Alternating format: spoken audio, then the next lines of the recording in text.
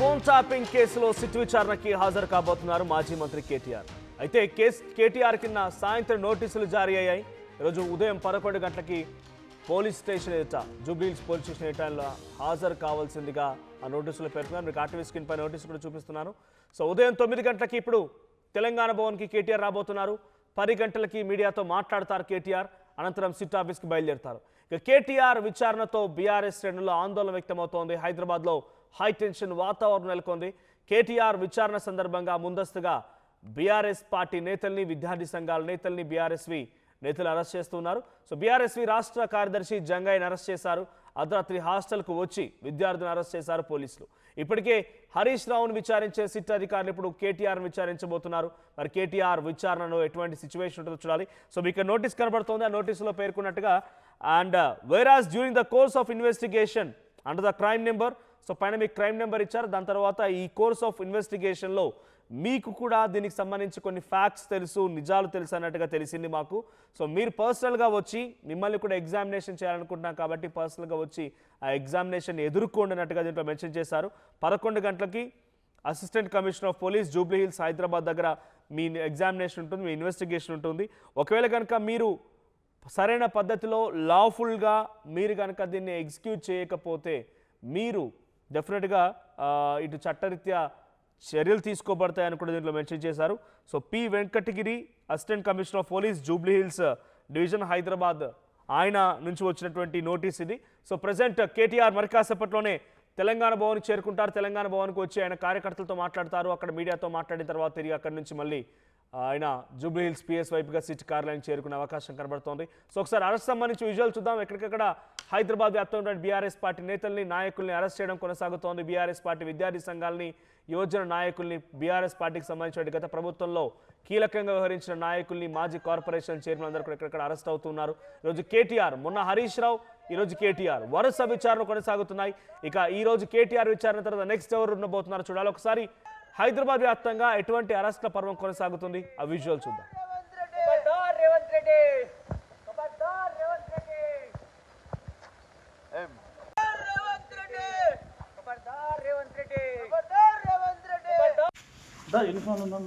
ఈరోజు కేటీఆర్ గారికి శిక్షించిన సందర్భంగా ఈరోజు ప్రభుత్వాన్ని ప్రశ్నిస్తూ ఉంటే ఈరోజు అక్రమ అరెస్ట్ చేసి ఈరోజు పోలీసులను పెట్టి ఈరోజు కాంగ్రెస్ ప్రభుత్వం మమ్మల్ని అక్రమ అరెస్ట్ చేస్తుంది.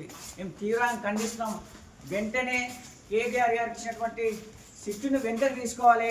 అదేవిధంగా లొట్ట తీసుకెళ్ళినటువంటి ఆ ఫోన్ ట్యాపింగ్ కేసులో ఏం లేకున్నా కానీ ఈరోజు అత్యున్నత న్యాయస్థానం ఇచ్చినటువంటి తీర్పుని గౌరవించకుండా ఈరోజు కక్షపూరితంగానే ఈరోజు కేటీఆర్ గారిని ఈరోజు సిట్ ఇచ్చి పిలిచిన వెంటనే రాష్ట్ర ప్రభుత్వాన్ని తీవ్రంగా మేము వ్యతిరేకిస్తున్నాం.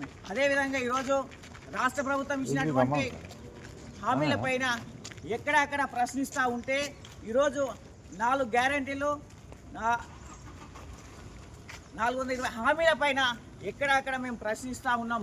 ఈ ప్రశ్నించే సందర్భంగా అక్కడ కేటీఆర్ గారి పైన, హరీష్ రావు గారి పైన అదేవిధంగా రైట్ నోటీసులు అందాయి కేటీఆర్కి. ఆయన నిన్న రాత్రే ఈ నోటీసులు అందిన విషయం పైన కూడా మాట్లాడుకొచ్చారు.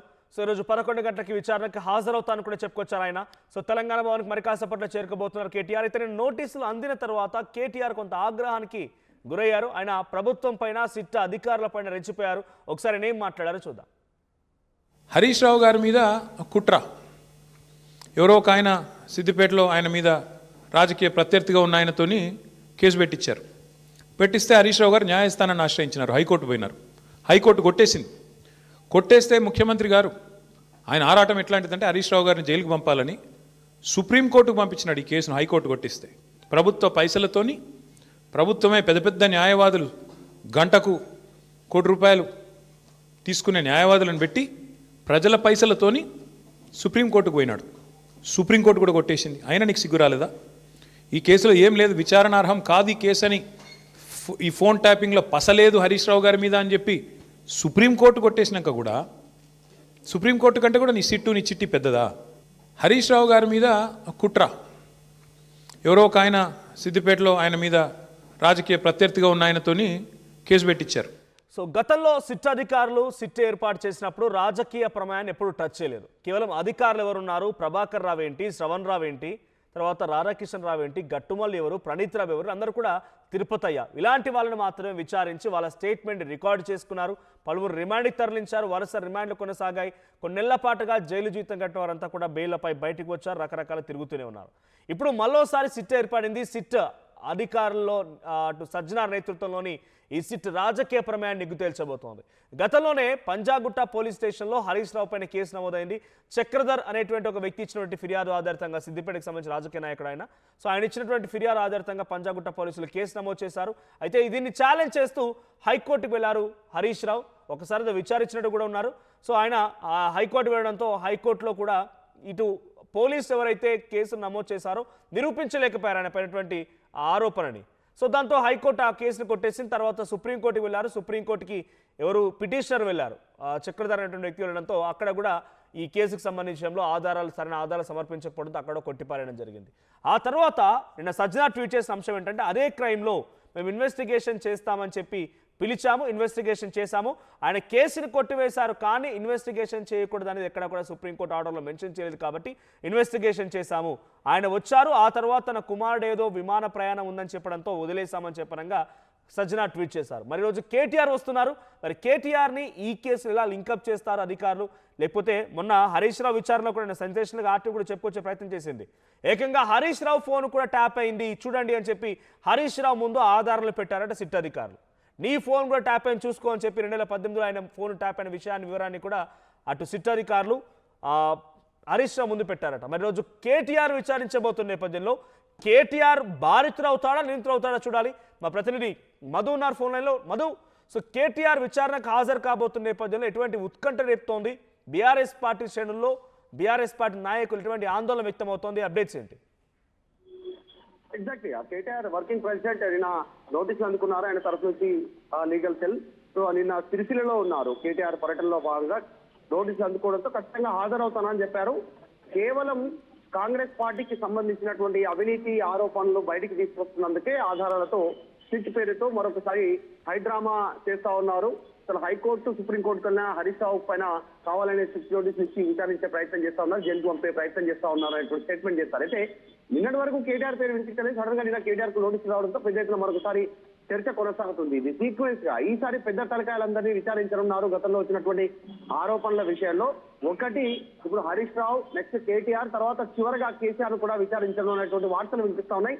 కేటీఆర్ కూడా గతంలో ఇదే ధృవీకరించారు. నెక్స్ట్ కేసీఆర్ కూడా నోటీస్ ఇస్తారట అనేటువంటి స్టేట్మెంట్ చేశారు. మొన్న హరీష్ రావుని విచారించిన సందర్భంలో దాదాపు 7 గంటలు విచారించారు. లీగల్ టీమ్ ని తనతో పాటు లోపలికి వెళ్ళడానికి అనుమతించలేదు విచారణ సందర్భంగా. ఈ రోజు కూడా కేటీఆర్ తరఫు న్యాయవాదులు రిక్వెస్ట్ చేశారు. ఆల్రెడీ నిన్ననే పోలీసులను సంప్రదించారు. లీగల్ టీం ఉన్నాము, మా ఆధ్వర్యంలో ఆయనను విచారించాలనేటువంటిది మీకు అనుమతి లేదు అంటూ ముందుగానే చెప్పినట్టుగా తెలుస్తా ఉంది. అయితే దానికి సంబంధించినటువంటి ఏర్పాట్ల విషయంలో ఎంతసేపు విచారిస్తారు, ఎన్ని గంటలు విచారిస్తారు అనేటువంటి సమయాన్ని కూడా legal team, KTR legal team నిన్న పోలీసులు సిట్ అధికారుల దృష్టికి తీసుకెళ్లే ప్రయత్నం చేశారు. కేవలం 3 నుంచి 3.5 గంటలు మాత్రమే మేము సమయం తీసుకుంటామనేటువంటి స్టేట్మెంట్ చేసినట్టుగా తెలుస్తా ఉంది. ఆరోగ్యరీత్యా ఫుడ్కి సంబంధించినటువంటి విషయంలో ఇతర ఉన్నటువంటి దానిలో టైం చెప్పాల్సిందిగా లీగల్ టీం అడిగింది. సో ఫోన్ ట్యాపింగ్ వ్యవహారం కాంగ్రెస్ వచ్చినప్పటి నుంచి తెరపైకి వచ్చింది. వాళ్ళు దీనిపైన గతంలోనే ఒక సిట్ వేశారు, ఒక నివేదిక తయారు చేశారు. ఇప్పుడు స్పెషల్ సిట్ వేశారు. 9 మంది సీనియర్ ఐపీఎస్ అధికారుల ఆధ్వర్యంలో సిట్ కొనసాగుతా ఉంది. సిట్ మార్చి 15వ తారీఖు లోపల ప్రభుత్వానికి నివేదిక ఇవ్వడానికి సిద్ధమవుతున్నట్టుగా చాలా స్పష్టంగా కనిపిస్తా ఉంది. చాలా వేగం పెంచింది. ఇప్పటికే హరీష్ రావు అయిపోయింది. కేటీఆర్ మళ్ళొకసారి హరీష్ రావును విచారించే అవకాశం ఉంది. మరికొంతమందిని కూడా బాధితులను విచారించే అవకాశం ఉంది. త్వరలో కవితకు కూడా నోటీసులు ఇస్తారు. బాధితురాలుగా కవితను కూడా విచారిస్తారు. కవిత భర్త అనిల్ రావుని కూడా విచారిస్తారు అనేటువంటి చర్చ కొనసాగుతుంది. సో కేటీఆర్ ఈ రోజు ఎగ్జాక్ట్లీ 11 గంటలకు హాజరు కానున్నారు. కొద్దిసేపట్లో బీఆర్ఎస్ భవన్ కి చేరుకోనున్నారు. కేటీఆర్ భారీగా కార్యకర్తలు అరెస్టులు జరుగుతా ఉన్నాయి ఉదయం నుంచి కూడా. సో కొద్దిసేపట్లోనే కేటీఆర్ మీడియాతో కూడా మాట్లాడుతున్నారు. మనోజ్, రైట్ మధు, అంటే ఇక్కడ కేటీఆర్ని నోటీసులు ఇచ్చి పిలిచేటువంటి సిట్ అధికారులు ఆయన బాధితుల హోదాలో పిలుస్తున్నారా, లేకుంటే మీకు కూడా ఈ కేసులో లింకప్ అయి ఉన్నారా, నిందితుల హోదాలో పిలుస్తున్నారా? ఇలాంటి విచారణ జరుగుతుంది ఆయన పైన, బాధితుడిగా ఉన్నారా, నిందితుడిగా ఉన్నారా? ఎగ్జాక్ట్లీ ప్రస్తుతం ఒక కేసుకు సంబంధించినటువంటి దర్యాప్తులో భాగంగా మీ వాంగ్మూలాన్ని రికార్డు చేయాలి మీ దగ్గర నుంచి అనేటువంటి ఒక సమాచారం ఇచ్చారు. ప్రస్తుతానికి మీరు బాధితుడా, మీరు ఆరోపణలు ఎదుర్కొంటున్నటువంటి వ్యక్తి ఇంతవరకు అయితే క్లారిటీ ఇవ్వలేదు. కేవలం ఈ ఫోన్ ట్యాపింగ్ కి సంబంధించినటువంటి అత్యంత కీలక దశకు చేరుకుంది, లోతైన దర్యాప్తు కొనసాగుతోంది. దాంట్లో భాగంగా మిమ్మల్ని విచారించాలనేటువంటిది సమాచారం ఇచ్చినట్టుగా తెలుస్తా ఉంది. ప్రస్తుతం మరి కేటీఆర్ ఫేస్ చేసిన తర్వాత సిట్ అధికారులకు సంబంధించినటువంటి ప్రశ్నలు మరింత క్లారిటీ అయితే వచ్చే అవకాశం ఉంది. మొన్న కూడా హరీష్ రావు ఎట్లాగే అన్నారు, అదే మీరు ఫోన్లు ట్యాప్ చేశారు అనేటువంటి ఒక ఆరోపణతో పాటు మీ ఫోన్లు కూడా 2018లో ట్యాప్ అయ్యాయి అనేటువంటి ఒక అంశాన్ని ఎగ్జాక్ట్లీ అంటే మధు అక్కడ హరీష్ రావును పిలిచి హరీష్ రావును విచారించి హరీష్ రావు వాంగ్మూలాన్ని రికార్డ్ చేయాల్సిన సిట్ అధికారులు ఏకంగా హరీష్ రావుకే షాక్ ఇచ్చి మీ ఫోన్ కూడా ట్యాప్ అయిన రకంగా ఆధారాలు సైతం చూపించారన్నట్టుగా మనం వార్తల్లో విన్నాం. సో ఈ నేపథ్యంలో కేటీఆర్ విషయంలో కూడా అదే జరిగిందా? సిట్ అధికారులు ఒక బిగ్ బ్లాస్ట్ ని చేయబోతున్నారా? కేటీఆర్ ఫోన్ కూడా ట్యాపింగ్ గురైందా?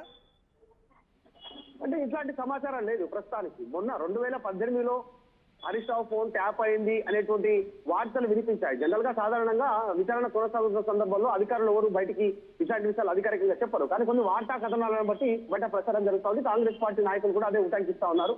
సో కేటీఆర్ ఈ రోజు విచారణకు హాజరైన సిట్ అధికారులు దేనిపైన దృష్టి పెడతారు, ఏ అంశాలను అడిగేటువంటి అవకాశం ఉంది, దానిపైన ఒక క్లారిటీ అయితే వచ్చే అవకాశం. సో మొత్తానికైతే ఫోన్ ట్యాపింగ్ వ్యవహారంలో కేటీఆర్ ఈ రోజు సిట్ విచారణను ఎదుర్కొనున్నారు. గతంలో ఫార్ములా ఈ చూసాం, తర్వాత ఇప్పుడు ఫోన్ ట్యాపింగ్ కి సంబంధించిన అంశంలో విచారణ ఎదుర్కొనున్నారు.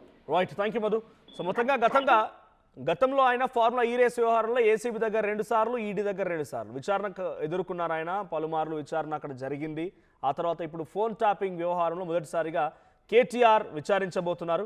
సో ఈరోజు కేటీఆర్ వంతైన తర్వాత నెక్స్ట్ ఎవరు వంతు ఉండబోతుంది చూడాలి. సో వరుస క్రమంలో కేటీఆర్ మనం మాట్లాడుకొచ్చారు. హరీష్ రావు మీడియా సమావేశం, హరీష్ రావు ఆయన విచారణ ఎదుర్కొంటుండగా బయట మీడియాతో అడ్రస్ చేసినటువంటి కేటీఆర్ సో ఈరోజు హరీష్ అయిపోయిందట, రేపు నేను, తర్వాత కేసీఆర్ గారు అట అన్నట్టుగా ఆయనే మాట్లాడుకొచ్చారు. అనుకున్న క్రమంలోనే ఫస్ట్ హరీష్ రావు అయిపోయిందని చెప్పినట్టుగానే రేపు ఈ రోజు కేటీఆర్ విచారణకు హాజరు కాబోతున్నారు. ఆ తర్వాత కవిత, సంతోష్ రావును కూడా విచారించే అవకాశం కనబడుతుంది. ఆ తర్వాత కేసీఆర్ని కూడా నోటీసులు జారీ చేసే అవకాశం ఉంది. సో రాధాకిషన్ రావు తన స్టేట్మెంట్లో క్లియర్గా పెద్ద ఆయన అని మాట్లాడుకొచ్చారు. మరి ఆ పెద్ద ఆయన ఎవరు? ఆ పెద్ద ఆయన చేతులతో రాసిచ్చిన నెంబర్లనే మేము ట్యాపింగ్ చేశామని రకంగా ఆ రాధాకిషన్ రావు ఇచ్చిన స్టేట్మెంట్ ఆధారితంగా మరి ఆ పెద్ద ఆయన ఎవరిని పిలుస్తారో చూడాలి. సో కేటీఆర్ ఈరోజు విచారణ ఎదుర్కోబోతున్న నేపథ్యంలో ఫోన్ ట్యాపింగ్లో కేటీఆర్ ఉన్నారు, బాధితుడు అనుకుంటున్నారా? ఆయన ఫోన్ కూడా ట్యాపింగ్కి గురైంది బాధితుడు అని మీరు అనుకుంటున్నారా? లేదు కేటీఆర్ తన రాజకీయ ప్రత్యర్థులని, సినిమా హీరోయిన్లని, రాజకీయ ప్రముఖులని, వ్యాపారవేత్తల ఫోన్ ట్యాపింగ్ చేయించడంలో ఆయన కూడా కీలక భూమిక పోషించారనుకుంటున్నారా? నిందితుడా, బాధితుడా? మీ అభిప్రాయం ఏంటి? కామెంట్ చేయండి. అసలైన తొలి వెలుగు. ఫాలో వాట్సాప్ @తొలి వెలుగు official.